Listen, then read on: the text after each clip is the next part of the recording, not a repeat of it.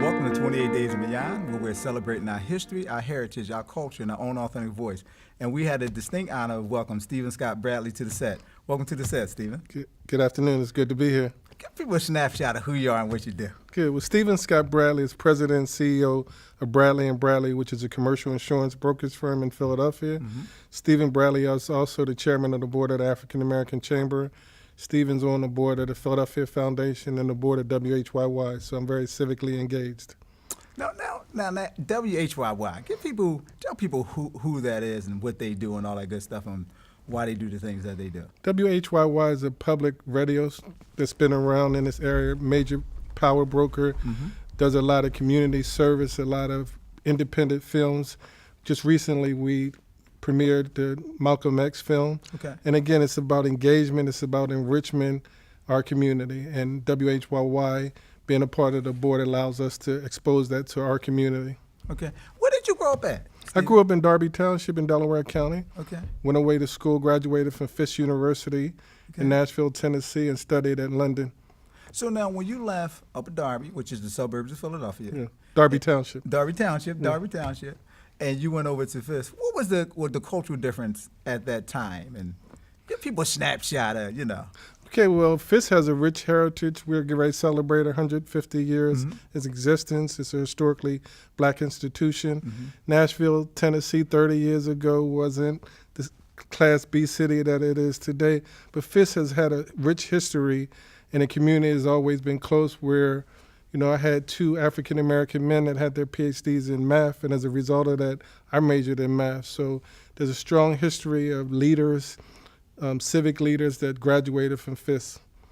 Yeah, that's STEM field. That's a good thing. People shouldn't fear the math. You got to count one. Exactly. So growing up in that era in Upper Darby Township, and it wasn't as diverse as it is now, I take it, right? No, it's not diverse now. It's not diverse now? No.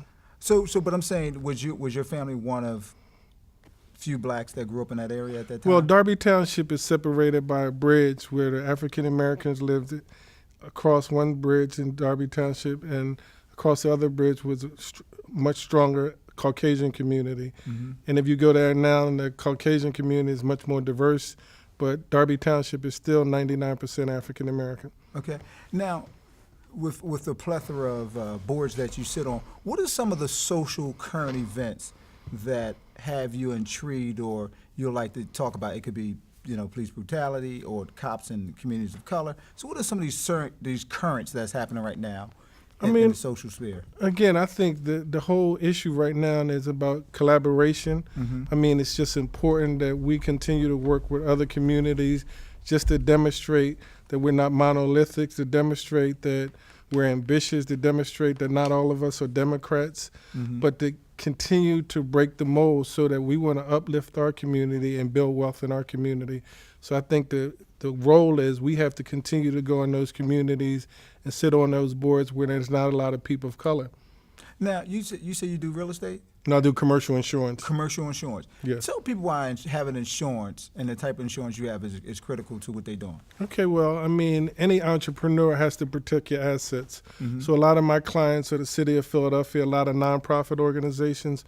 So again, in order to grow your firm, one lawsuit can just demolish your firm. You'll be out of business. So it's important that while you're growing, you protect your assets. And again, by being an insurance broker and having somebody like me that is committed to the community and has the insurance expertise, we help you protect your assets and grow your business. And I've been in the business over 30 years. Now, what inspired you to get into that business? Did you have like a protege you looked up to, a sponsor, or a coach in that arena? I was fortunate. 30 years ago, I came through a program called Inroads, and the whole purpose and mission of Inroads was to get more minorities in corporate America. And when I interned, I worked for Continental Insurance Company. And again, I had no prior knowledge to commercial insurance. But again, it was a great way for me to put my educational experience to work. It allowed me to develop my entrepreneurial skills. And I've been successful in operating Bradley & Bradley for over 15 years. So it allows me to create wealth for my family, to be civically engaged and politically engaged. So it's been a good match for me and my personality. So becoming an entrepreneur, working for a big corporation.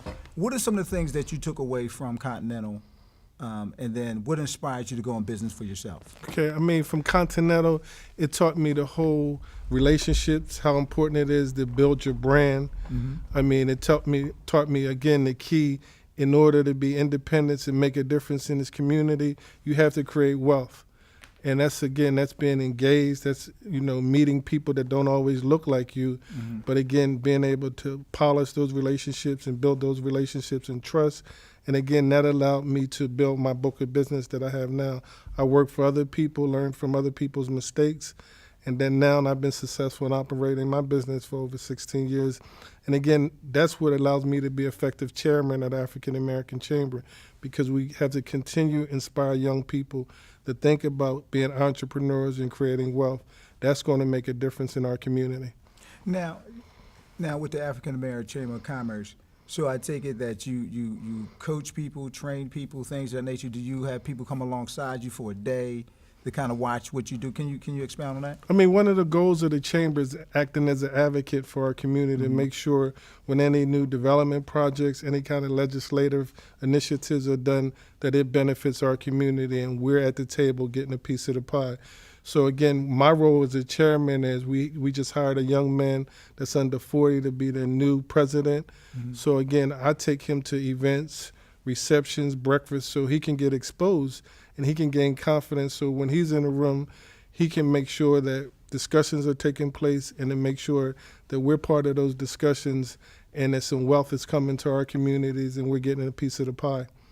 Now, I like two things that you said, well, more than two. Okay. We're not counting, but some things that stuck out. You said civic engagement was one, and then you said legislative, like how policy is shaped and how policy influences how our lives are governed. Can you expound on that, why those two things are critically important? I mean, today, for example, I was in a meeting at the Greater Philadelphia Chamber on universal pre-K. I mean, and when you look at the numbers and seeing how important that is a game changer, they gave an illustration of students that go through pre-K at 3 years old. 40 years later, their income difference is like almost $25,000 difference. Again, when you look at Philadelphia in a poverty situation, people of color make the predominantly control that poverty issue. But again, if that universal pre-K is done, that would benefit our community so that our kids at 3 are not home watching TV, but engaged, learning their basic 1, 2, 3s and ABCs so that 40 years later, they're not part of the penal system. So it's important that we're in those discussions early to make sure that those programs benefit our community and help us overcome this poverty situation. And being civically engaged means that you're at the table, you're speaking up for your community, making sure that when they put in these policies initiating, that you're thinking about, do we have teachers, do we have daycare centers in our community that's going to uplift our communities? And being an advocate and talking to your legislators, whether locally or nationally, is important that we're expressing concerns that's unique to our community. And that's key, that you have to be civically and politically engaged or you won't be accounted for. So let me ask you this, because I know I get into quite a few discussions when it comes to politics or civil engagement and understanding how policy shapes how, as I say, how we govern our lives. Why do you believe that people believe that if I get involved, nothing will change? And how can we overcome that that way of thinking with people in these communities that suffer from poverty? Well, I think being a role model is key. I mean, WHYY, for example, the majority of the board doesn't have too many people of color, but since I've been on the board, I've been able to host 2 African American Black History programs when we have over 300 guests. You know, that lets them know that you're part of this WHYY community. We have to become members so we can have more independent films, programs on accessory that relate to our community. So being civically engaged, when they're putting together a board, if you're not part of that network, nobody will say, hey, Stephen, we want you to be part of this board. But by civically engaged and politically engaged, they will know, hey, here's somebody that's articulate, here's somebody that puts his money into his community, and we want him to be at the table. When you're at the table, you have to be accountable to your community. Wow. Hey, we are, oh man, we are out of time. Hey, how can people get in contact with you, Stephen? Okay, my website is bradleyins.net. Okay. And my office number is 215-629-5706.